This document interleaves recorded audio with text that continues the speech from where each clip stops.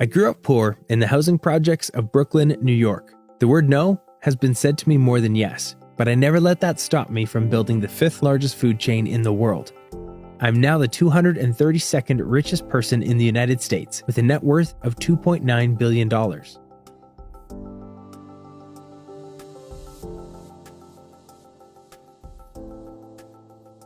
I was born on July 19th, 1953, to a family that didn't have a lot of money.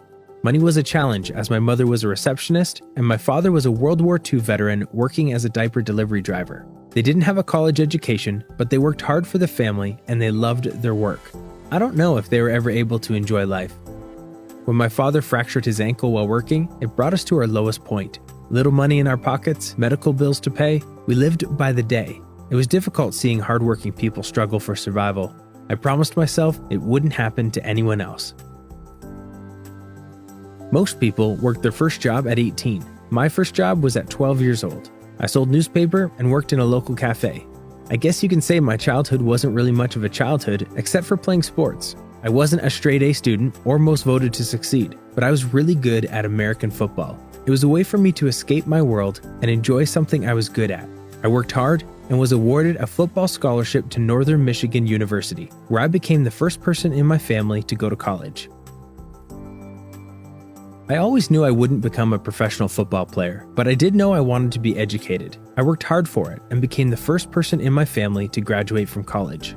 I worked various jobs and have always been determined to succeed at my goals. At 26 years old, I became vice president in charge of sales for a Swedish houseware company. No, it's not IKEA, if that's what you're thinking. In some people's minds, this would have been seen as successful. I mean, vice president isn't an easy job title at such a young age, but not me. I didn't feel happiness, joy, or fulfillment. Not until I visited a shop that was placing large orders for one of our items, a drip coffee maker. At the time, the two owners were selling whole coffee beans, teas, spices, and coffee-making accessories. I felt their passion and love for something as simple as coffee. Coffee! Can you believe it? Keep in mind, this was 1981, when coffee was a quick drink to get you through the workday. I knew this was where I belonged. I fell in love with what they created and the passion they had for something that was overlooked. For 1 year, I called, I asked, I nagged, and I visited asking them to let me join their team. I must have annoyed them really badly, because later that year, I became their director of marketing. 1 year into the job, I went on a business trip to Milan, and what I saw was a complete difference from American coffee drinking culture. People actually sat down and enjoyed their drinks. It was more than a drink. It was a relationship, a place where people went to meet, talk, and appreciate a finely made coffee. This was what we need, I thought. This was my second eureka moment. I told the owners of my vision, but they wanted to stay true to their current business of selling bulk items, not individual drinks. I didn't blame them. Americans at the time didn't even know what a latte was. I decided I would create my own coffee shop. The challenge was trying to raise $1.6 million in 1 year. I spoke to 242 people and 217 said no. That's a 90% no, by the way. They tell me it wasn't worth the money, that it wouldn't work, that there was no real profit in such a business. I won't lie, I was discouraged and I even questioned my idea. But growing up poor, I wasn't after profits or millions. I was after my dreams to become a reality. I didn't get my full 1.6 million, but I got what I needed to open my first shop, Il Giornale. I made many mistakes in that first store, but I learned very quickly and picked myself up until we were making annual sales of $500,000. I was one step closer to my goal, but something was still missing.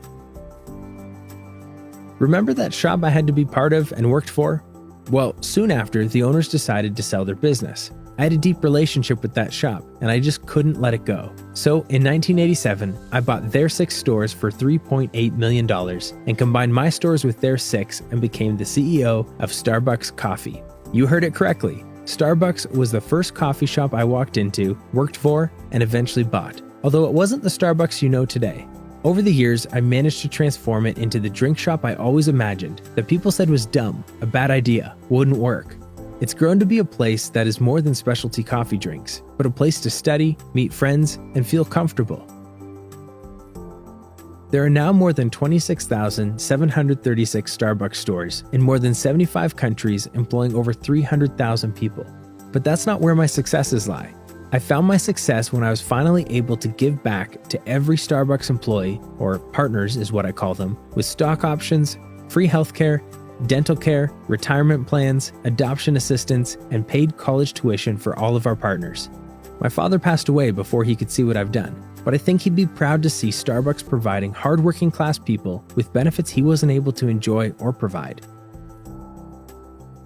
No, I wasn't the original founder of Starbucks Coffee Company, but I had the goal to build a relationship between man and coffee, and I made it into the Starbucks you know today. Most of all, I had the dream to build a company that my father was never able to work for, a company that treated their employees how my father and family wanted to be treated. It was never about the money, the profits, or the possible wealth. It was about the people I would help. That is my success. That is my greatest achievement. My name is Howard Schultz, and I'm the rags to riches who built Starbucks Coffee Company into one of the world's most recognizable brands.